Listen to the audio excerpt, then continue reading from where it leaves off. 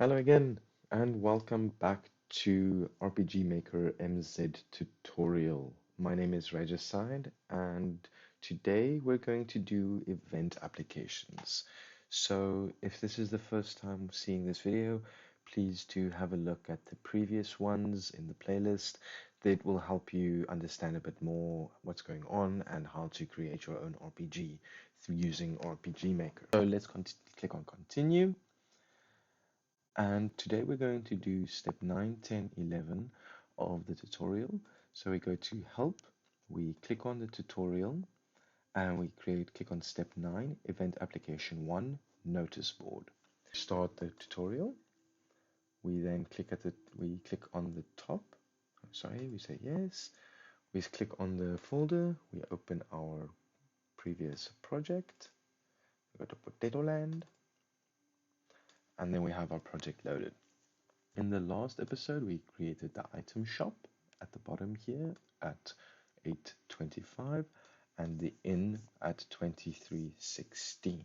Today, we're going to create a little bit more of an elaborate situation. Let's click next, and we're going to go to the notice board. Click on normal town, and we go to 1814. Right next to the little boy, we'll place the notice board on the front crossroad in front of the town entrance at 1814. So let's look for 1814. 1814, right here. 1814, say next, we double click, we create the event name notice board, say next, and then we select an image, we scroll down to tile set B. Oops, sorry. Go back in, scroll down to tile set B, and then we select image B to E. There we go. See the one under the little black. I have no idea what that is. We look for the little sign. Say next. Say OK. We set the priority to be same as character so that it's a sign. Then we go to the content list. We double click. We click on the first event tab. We scroll down to flow control, click on conditional branch. We go to the third tab. We check off character. If the character, we click it on player, make sure that it's in player, is facing down, then we create an else branch so that it does if the player is not facing down. So we say OK. Since we've created the notice board from the back, we have to set it so that it can't be read when the player is facing down, but it will be read in all other cases. Let's double click under else.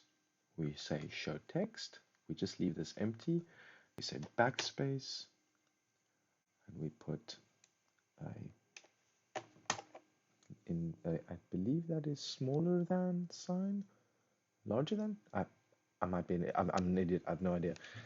It'll say someone please rid us of this evil, because why not? Exclamation mark. The backslash lot smaller than is a control character that displays all the text in the line. So this is appropriate for text display on the notice board. We then say OK, and in the if the player is facing down line, we double click. We click on show text, and we say backslash smaller than. You can't read this from the back. We say that, we say I'm okay, we apply it, we save our progress, and then let's give it a play test, see how that goes. We just say continue from our previous save, leave it in. Okay, so there's our sign. Please, someone rid us of this. Someone please rid us of this evil. Awesome. Go next to it. It's okay. Can't read this from the back. So there's no sign at the back that we can read. Cool. Now we know that it works. We close the game. Let's move it somewhere. Let's see what the tutorial tells us. Basically, a notice board just has various applications, like it can create triggers, it can be instructions, and something a little bit more immersive in the game. that's the application number 1 of notice boards. Grab yourself a sip of your coffee or tea or drink of your choice, depending on the time of day. Hopefully you're not having too strong a drinky, but then again, who am I to judge? Next, we click on help, go to tutorial, click on event number 10 or step number 10. We start the tutorial, we say yes, we say we're going to load it, we say no, we say cancel, and we then create a dungeon. So in the dungeon, we're going to create some rocks that move when we push them. Let's go to the stone cave. We left click on the stone cave in the map list. From here, sorry, there we go. We'll have to push some stones to move them, and we're going to select the passage. We're going to use 2121, which is right over here in the middle, on the right-hand corridor. We're going to copy the coordinates after creating the event. We double-click on the event. We create it, calling it moving rock. We say next. We double-click on an image and we create a picture for it. We scroll down until we see other one. There we go. And we choose one of these rocks. The default one looks pretty good. We say OK. We click direction fix and we say trigger as player touch, so that our player touches it and it's the same level as our player, and we move it around. But the speed is slower so that we don't move it too quickly. We double click on contents, we click on the second tab, we go to movement route, and then we select our player, or rather we select this event. We click on the script area, this event. We scroll to the right, we look for direction fix off. We then select move away from the player, which is in the first column, and then we select direction fix on. We say next, we say skip if cannot move, or freeze. So we remove the check from wait for completion so that the next movement event will run concurrently. We say OK, we double click on the next line, we select movement route, we'll make sure that the target is player. We then say change speed 3, we scroll down here to the middle column at the bottom, change speed 3, so it's 2 times slower. We say OK. We then say, like right to the left of that, we say 1 step forward. We then scroll back to change speed 4. We say change speed 4 normal. Say OK. Click on next. And this way, during the movement phase, the character will move the same speed as the rock. We skip if cannot move, and we leave the check for wait for completion so that it makes sure that both of them can move at the same time. Say OK. Then we say OK again. We right click on the rock. So we click on the completed rock, we right click on it, we copy it, and we paste it on each side. We say next. We right click on 2 spots down, set starting position, select player. We save the project, and we're going to run a playtest.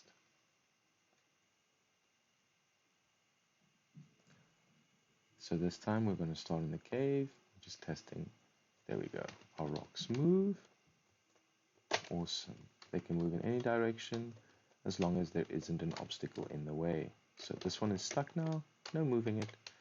This one we can move up still all the way until we get to this point. There we go. There we have it. Our rocks work perfectly. They did move. Now that we've finished moving the rocks, we're going to start on the next part. So we say help, tutorial, click on event application 3 door. That's under step 11. We select start tutorial. We just say yes, load it up.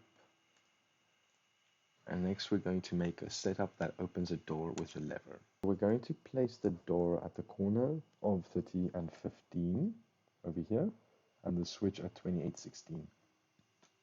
Click next. We're going to place the switch, so we double click on the switch spot. We're going to name the event door lever. We're going to double click on image. We're going to select switch 1. We're going to scroll all the way down to select it. And then the second switch, the yellow one, we're going to select OK. We're going to make sure that in options in the bottom, we tick direction fix. Then in the contents list on the left-hand side, we double click on, make sure that we're in the first tab. In game progression, click on control switches, single. In the switch, we click on it and select dungeon door. We make sure that it says it's the dungeon door switch, okay? Say next and say okay. There we go, that way it's on. We'll then set the noise when the door opens, so we double click on the next line, go to the second tab, click on play sound effect, scroll down to door 1. Door 1, there we go. We say okay, and we're going to apply it. Now that we're done with setup for page 1, we're going to create the next page. Over here, we're going to set up page 2 with switch conditions. The switch condition is going to be dungeon door. We're going to say OK. Going to select the image. Going to scroll down to the switch 1 again, because we're going to make the opposite switch. We scroll here, put the yellow one of the opposite direction, say OK. Then we click direction fix again. We select the contents. Make sure that we're in the second tab. We click on gather followers, and that way it'll gather party members to the leader and will execute it to the entire party so that we don't get trapped behind the door. So we double click on the next line. We play sound effect. Scroll down to door 1. We set accept. Double click on the line beneath that. Go to the first tab. Control our switches. Select dungeon door again. Make sure that the operation is ticked off. We say OK. And now, when we switch it on and off, the sound effect will play every time we switch it, and the controls will switch on and off. So the order doesn't matter which way we do it. That's really nifty. Now that we've made the switch, we'll make the door. So we double click on the door on the 3015 on the open spot here. We call it lever door.